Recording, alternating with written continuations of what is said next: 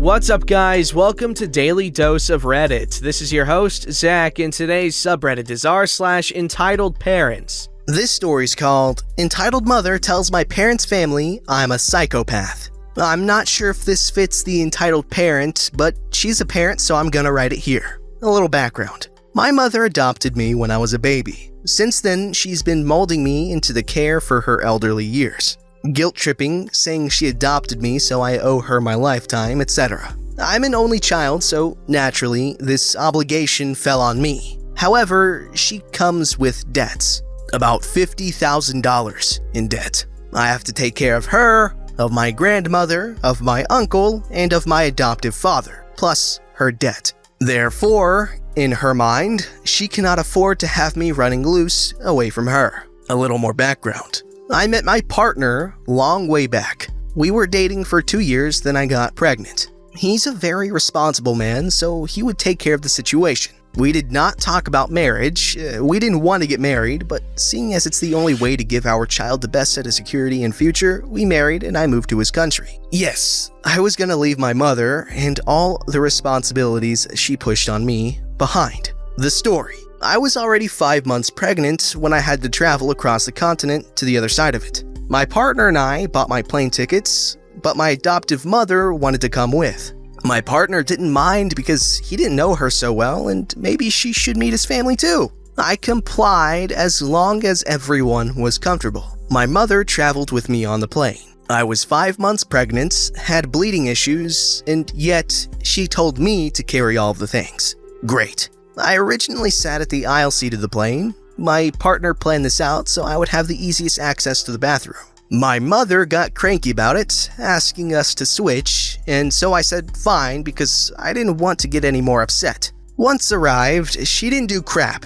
I had to get the luggage myself. The doctor advised me against doing heavy lifting. My mother just sped up her way to hug and kiss my partner's cheek, who was waiting at the exit. But these are all irrelevant to the story. I just had to write these out because I'm still annoyed with her for that stupid crap. The true story. 3 days into staying with my partner's mother, this was around Christmas time, my mother would put ketchup and mustard on everything my mother-in-law made. My partner and I, including his siblings, thought this was super rude, but my mother didn't think so. She thought the food was bad. I, however, thought the food was amazing. These would cost us easily $89 if we got them at the store. But oh no, my mom just had to ruin them with ketchup and mustard. Side note, my mother doesn't usually do this. Putting condiments on food had never happened before, and the ketchup/mustard would end up on 95% of the food. Here's the cast. Partner. Mother-in-law. Me. Entitled mother. The kicker of it all? Hey, I just want to let you know that your mom had been saying some weird crap. Okay? Yeah, I don't know how she's comfortable saying all these things to my family. Well, what has she been saying? In a nutshell, she told my mother that you're unstable emotionally, you're an apathetic psychopath who's feared by everyone in your household, and that you've mistreated her. That was when I was waking up.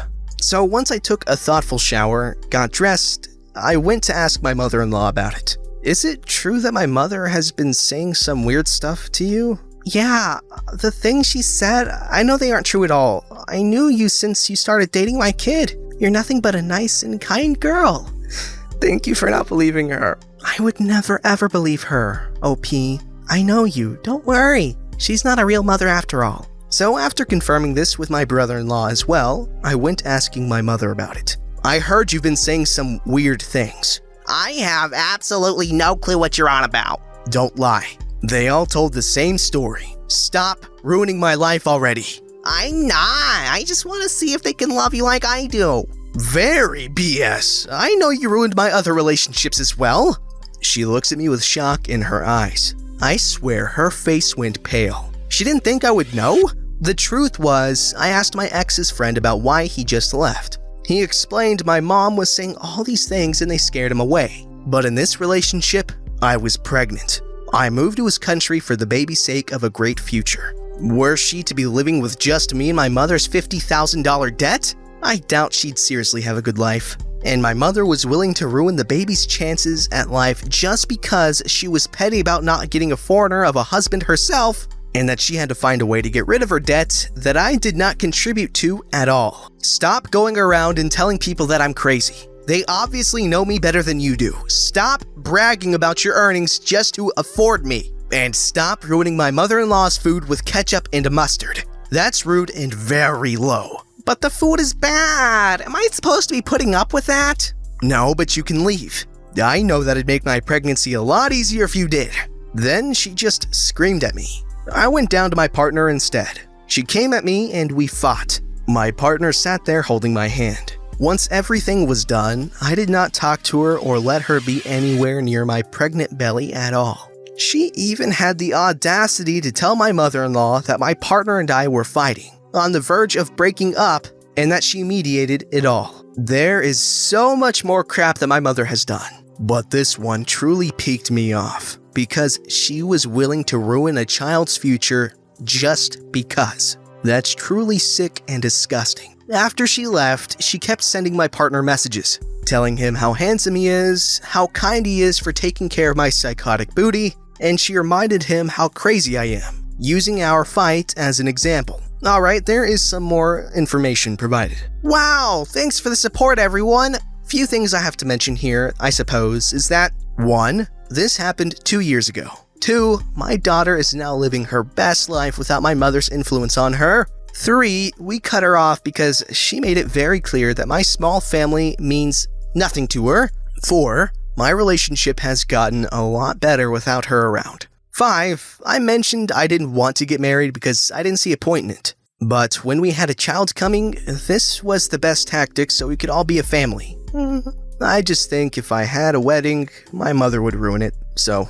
Okay, so I don't know about other countries, but the foster system in America is not good at all. Okay, these kids, they end up having horrible lives a lot of the time, and even if they get adopted by loving parents, things don't always go right. So I'm not sure how it is in other countries, so I can't really be like, oh, at least she was adopted and, got a chance at a good life, but because I don't know the comparison of adopted life versus not adopted life in the country wherever she's from. But, it's a good thing. She's got a good family now, she's got a decent relationship with her in-laws. But I will say this, if you adopt a kid, they don't really owe you anything because you're adopting them to be your kid, you are their parent now. And I know that good parents don't make their kids owe them anything for doing their job as, parents. That is a horrible thing to instill in a child, Oh, I adopted you, so you owe me this much, you gotta pay my debts and take care of me. While ideally, your kids will take care of you in your old age, but, not because they have to, but because they love you. You gotta be loving parents to get the love back, Not try to sabotage their relationships. If you treat your kids good, they will treat you good. This story's called, Aunt Blames Me for Her Not Seeing My Grandma Before She Died, and I Should Pay a Fine I Got for Her Son's Unregistered Van. So, kinda long story. Now, I know what you're getting into. Background. I live in a small town in the middle of nowhere. All my family live in a city, a 2-day drive / 3-hour flight away. That's Australia for you. Same state, city is forever away. But I go down every year to do some volunteer work and see my grandparents. I go down for 2 weeks, but I'm busy the entire 2 weeks with volunteering and seeing as many people as I can. I have much younger siblings and they all stay with my aunt. I stayed at a hotel in the middle of the city to make sure I can get to where I need to be. My aunt kept messaging me. Let me know what days you have free so we can all go to see your grandmother together with your siblings. I told her, I still don't know my schedule yet. I'll be flat out and I'm staying near the hospital. You guys go whenever without me. I'll go when I have spare time. My brother asked me what my schedule's like and when we're all going to see her together, so I knew my aunt didn't relay the details. I told him the same thing. I'm busy. I don't know my schedule. Don't wait for me. Go see her. I'll see her when I can. I managed to see my grandmother a couple of times. The last time I made the hour drive to go pick up my brothers, and an hour back to the hospital to see her, an hour back to drop them off, then an hour back to my hotel. I did that because they still hadn't seen her yet and they needed to. That night, she passed away. I woke up to a ton of missed calls. When I called my aunt back, she said, Wow, you finally decided to check your phone and call back? Look, we're all meeting up at the hospital now. We'll see you there. I didn't really reply. I was still processing it all. I get there and everyone is a mess as usual. But my aunt was rude as hell. Said it's my fault that she wasn't able to see her one last time because I couldn't coordinate with her for a time and she was stuck waiting around for me. She lives here. She could have seen her every day the last few months. But I couldn't be bothered. I was still in shock. A lot of family were flying in that day as they heard the news.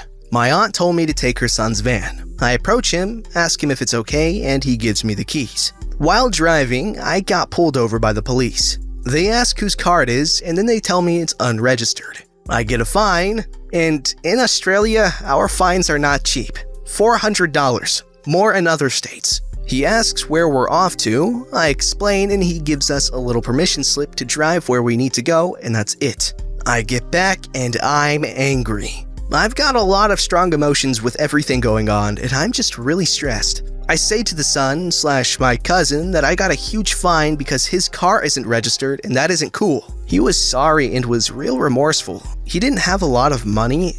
I knew he couldn't pay the fine for me. I just wanted to vent. My aunt interjects and says, "You're an adult. That's what happens and you gotta pay for the fines yourself." Pay for him not telling me his car isn't registered? Yes, as an adult you should ask those questions before you borrow someone's car. Is it registered? Is it safe to drive? You told me to drive it! If I came to you and wanted to borrow the car for a week, I'd ask these questions. If you ask me to go down the road and take his car, it's your responsibility to be aware of the condition of your things you're giving out and if it's safe to lend to others. No, what you need to understand as an adult, when someone lends something to you, you're in full responsibility of it. If it breaks while you have it, you need to fix it and have it returned in the same condition or better. That's what decent people do. Yeah, I see what you're saying, but nothing broke while I had it. I didn't borrow it for 3 months and the Rego ran out while I had it. It ran out a month ago. That's the same as you clipping the brakes before giving it to me. I crash and you saying it's my fault. I didn't do anything wrong.